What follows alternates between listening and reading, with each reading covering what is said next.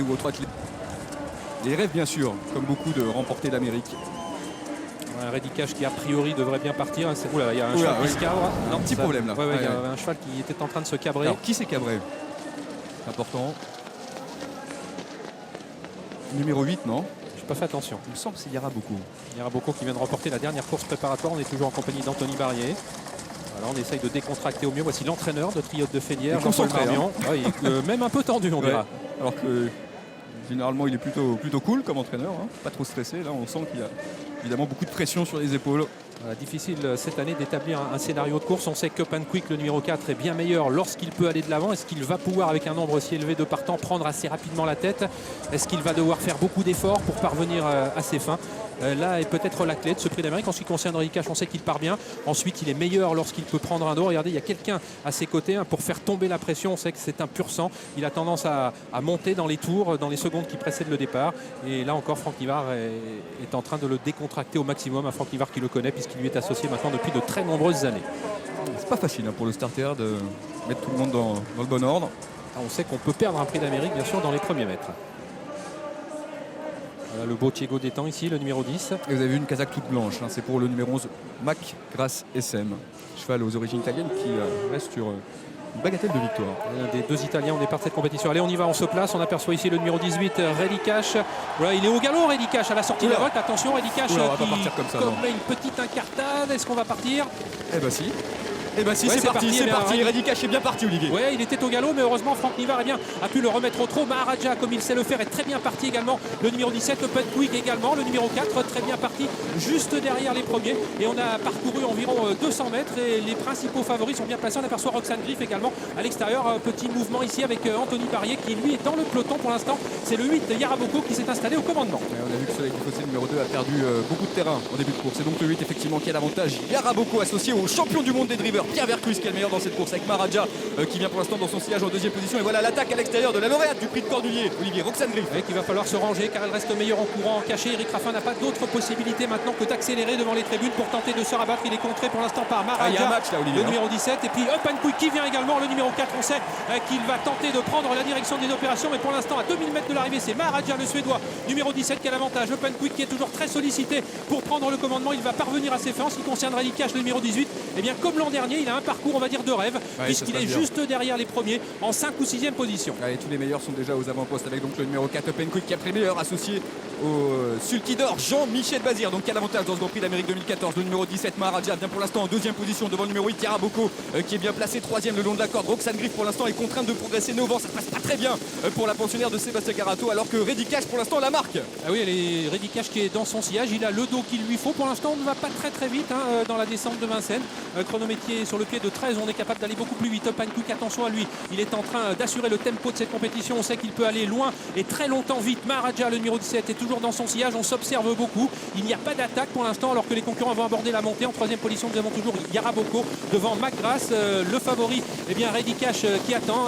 Franck Nivard qui ne veut pas encore déclencher les hostilités. Voilà une hostilité qui vient avec Soleil du Fossé, le compagnon d'entraînement, qui va peut-être offrir un dos à Reddy Cash. Reddy Cash qui est en train de réagir puisque Franck Nivard le décale. Il vient désormais en 4e position, mais il est pour l'instant né au vent à un petit peu plus d'1 kilomètre de l'arrivée. Oui, alors que le cheval de tête, le numéro 4, Up and Quick, est pour l'instant au petit trot, sans Jean-Michel Bazir qui contrôle très facilement ce Grand Prix d'Amérique 2014 avec dans son sillage donc le numéro 17, Maharaja, qui vient en deuxième position à l'extérieur. On voit Reddy Cash, le champion Reddy Cash, en quête d'une 3e victoire dans l'Amérique, qui se rapproche, mais il vient maintenant Olivier né au vent. C'est pas l'idéal pour Reddy Cash. Oui, on a laissé faire pour l'instant Up and Quick. On sait qu'il peut aller loin comme ça. Up and Quick qui a toujours la situation bien en main. Il n'a pas encore complètement accéléré. Voici Reddy Cash, le numéro 18, qui va peut-être lui mettre la pression en 3e position. On s'est rapproché également avec Roxane Griff. On tient bon avec Maharaja, le numéro 17. Voilà la course qui est maintenant lancée à l'intersection des pistes, un peu plus de 500 mètres de l'arrivée, avec une grosse accélération du numéro 4, Up and Quick.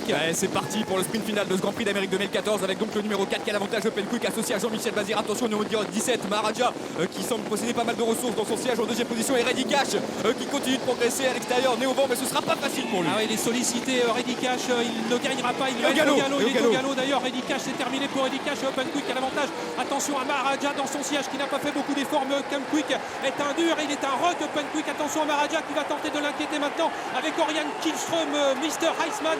Et puis également en troisième position, tente de revenir avec Yaraboko. Et c'est maintenant Maharaja qui va donner ce prix d'Amérique à la Suède avec Oriane Kihlström.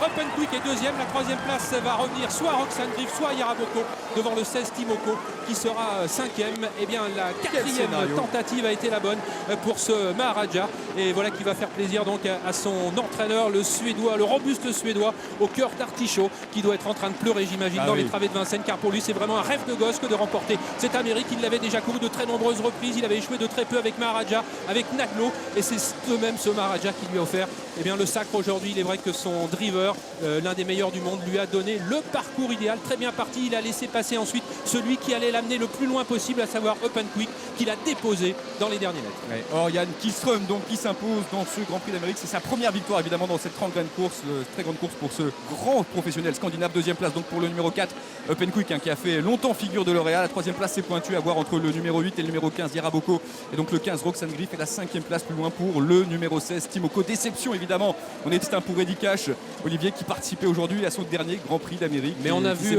pardon Vincent, oui, avant qu'il ne fasse la faute, il commençait à perdre de sa cadence. Il n'était sans doute peut-être pas dans un grand jour, on ne va pas lui en vouloir, puisqu'il a déjà tant donné au trot français. Il était tout simplement dans un jour sans aujourd'hui, Eddy Cash. Et puis c'est vrai que le scénario de course n'a peut-être pas été pour lui, puisqu'il a dû attaquer à 1 kilomètre de l'arrivée. Il s'est retrouvé devant. Mais quand même, on n'a pas vu aujourd'hui le vrai et le grand Eddy Cash. Mais bien sûr, ce sont les courses. Eddy Cash qui vient ici, mais il n'a pas sa superbe. C'est à cet instant généralement qu'il met KO ses adversaires en accélérant. Là, il est incapable de le faire malgré les sollicitations de Franck Nivard, alors que Oppenquick continue son petit bonhomme de chemin, que Maharaja attend une ouverture providentielle. Il a la course rêvée. Il a la course rêvée. C'est vrai qu'il s'est fait couvrir à environ 1500 mètres de l'arrivée par Oppenquick. Et voilà, on voit la faute de Eddy Cash qui était battu au moment où il perd son équilibre.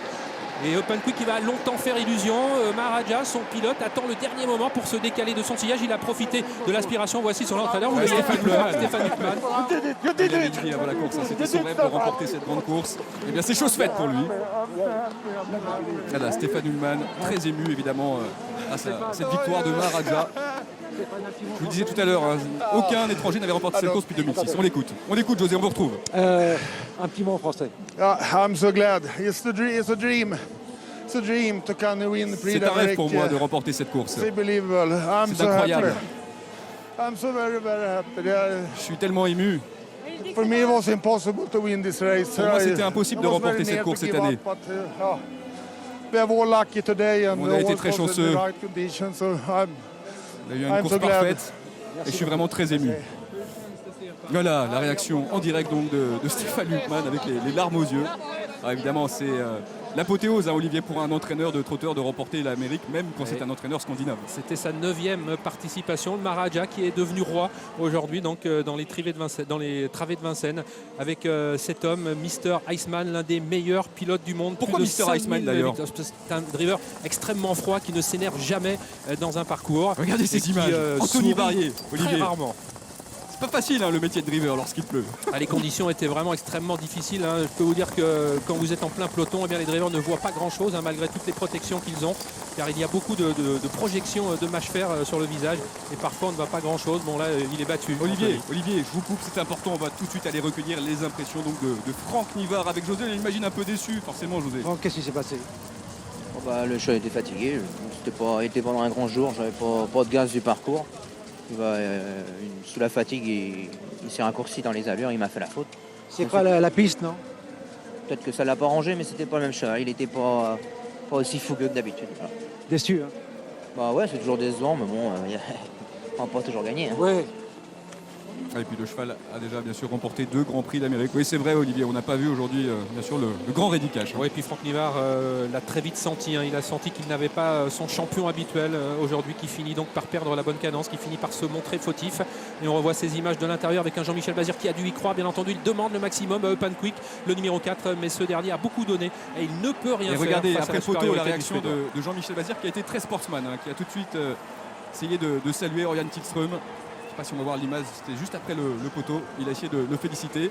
Il va accélérer avec Oppenquick pour venir à son côté et lui dire bravo. C'est évidemment un grand sportsman. Jean-Michel Bazir, regardez, il vient à son côté. Entre tous ces champions dans les pelotons. Voilà, Oriane Kihlström. Allez, on va tout de suite retrouver José avec Franck Leblanc.